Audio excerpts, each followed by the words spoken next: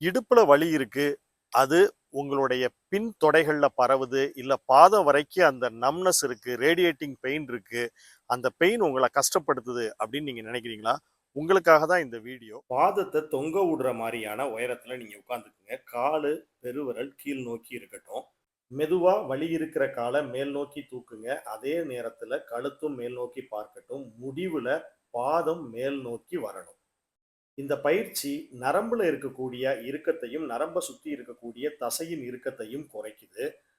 நரம்புக்கு நல்ல ஃப்ளெக்சிபிலிட்டியையும், நரம்புக்கு தேவையான நல்ல இரத்த ஓட்டத்தையும் இந்த பயிற்சி குடுக்கிறதுனால, லம்பார் டிஸ்க் பல்ஜ்னாலயோ அல்லது வேற ஏதாவது இடுப்பு தொந்தரவுனால வரக்கூடிய சயாட்டிக் நர்வ் கம்ப்ரஷனுக்கு தீர்வளிக்கக்கூடிய முக்கியமான பயிற்சியா இது இருக்குது.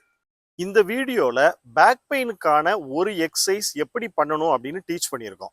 பேக் பெயின் சம்பந்தமா இன்னும் உங்களுக்கு நிறைய கிளியாரிட்டி வேணும், எக்ஸசைஸ் வேணும்னாலோ, அல்லது உடல்ல இருக்கிற வலிகளை மருந்து மாத்திரைகள் அறுவை சிகிச்சை இல்லாம நீங்க சரி பண்ணிக்கணும்னு நினைச்சீங்கனாலோ இந்த பேஜை தொடர்ந்து ஃபாலோ பண்ணுங்க.